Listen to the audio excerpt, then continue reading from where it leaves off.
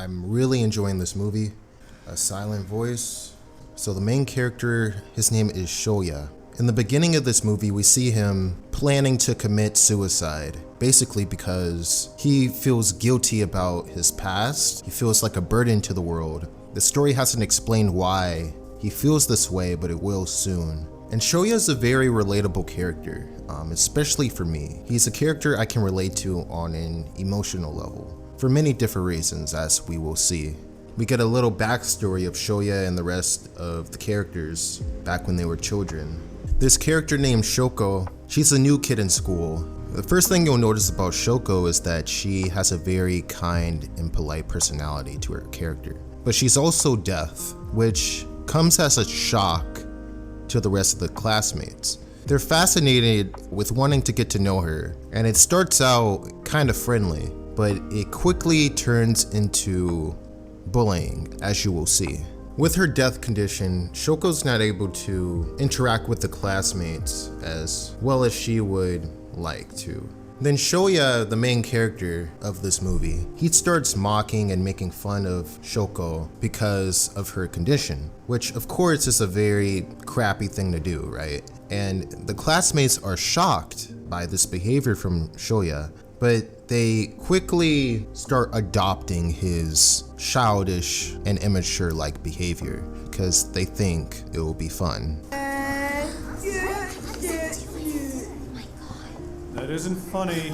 Sit down, Shoya. The teacher doesn't think it's very funny, any of his antics whatsoever. As I'm watching this movie, I start to feel bad for Shoko because all she really wants is to make friends. And she's naturally curious as to what the other students are saying because again, she can't understand, she can't hear, right? Shoko doesn't even understand what hatred is at her age, which makes the story even more heartbreaking. Shoya tells Shoko that he and the rest of the classmates are starting to get very, very sick of having to cater to Shoko's condition. Of course, that's very unfair for her to have to deal with that, but again, what's heartbreaking about this scene is that she doesn't even understand that this is hatred, and all she wants is for them to be friends. And then Shoya responds by calling her a freak.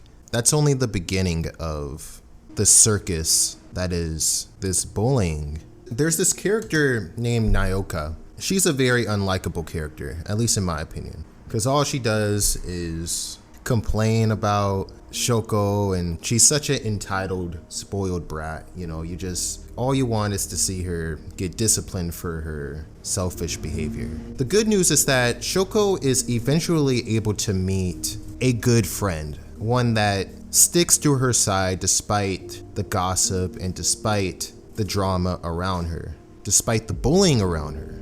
And then Nyoka continues to talk crap about both of them 24/7 because that's all she's good for. But in a strange kind of way, I'm able to meet all of these characters halfway because as kids, we don't really know any better. And this story understands that perspective, that as kids, we're all immature in one way or another. Not saying bullying is justified per se, it's just when you're like 5 years old, 6 years old, 7, like we could say things without realizing how it affects other people.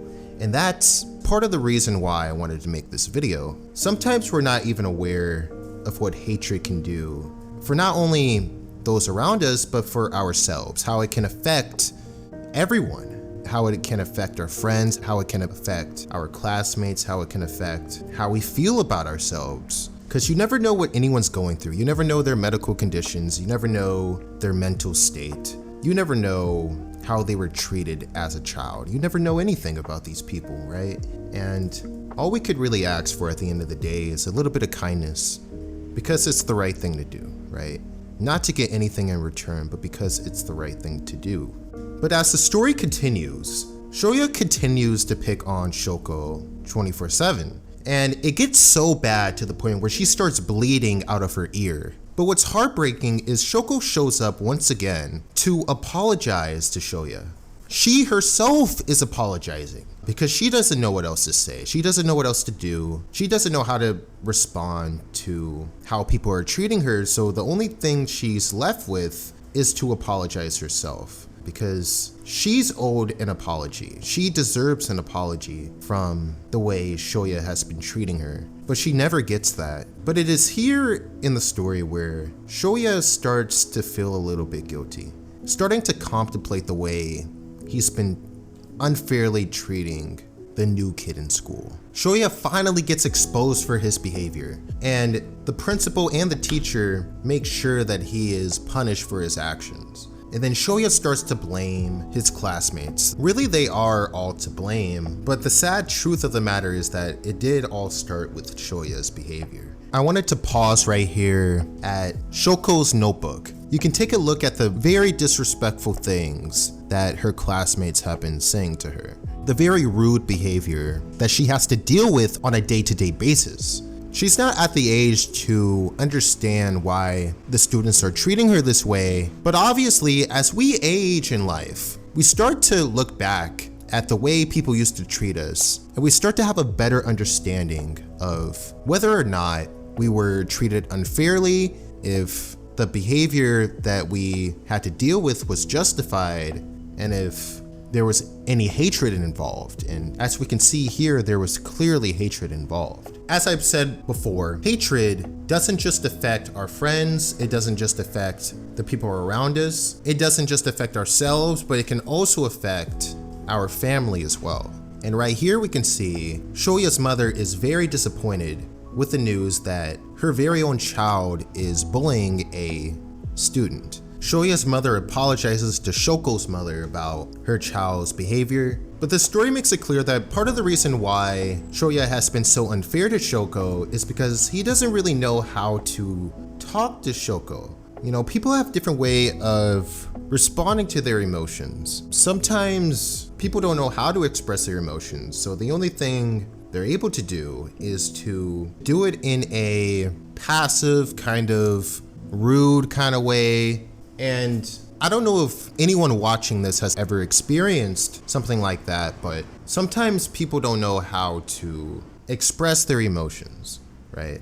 So they begin to treat us in ways that may come off as strange, out of the ordinary, and out of the blue. But really in their heart, they want to love, they're just not sure how to love, if that makes any sense. In this scene, Shoya and Shoko get into a literal fight. Like they literally scrap. And it's very heartbreaking because all Shoko was trying to do was to help Shoya. She only wants to be his friend, and it's devastating that she has to go through all this pain, all this trauma, just because she wanted to do a good thing at the end of the day. But it's after this fight sequence that she finally gives up and transfers to a different school. And again, it foreshadows Shoya's character development, and it tries to make an emphasis on the fact that he feels very, very guilty for his actions. This story makes a time jump from elementary school to high school. Shoya, by the grace of God, is able to get a second chance with Shoko to make things right, to fix his wrongs, and to finally show her that he's sorry for his past actions, for the way he treated her in elementary school. I said in a video once, some of us have regrets, opportunities that we wish we could have acted upon, but we didn't know any better, so what is there to regret? If anything, those experiences make us smarter.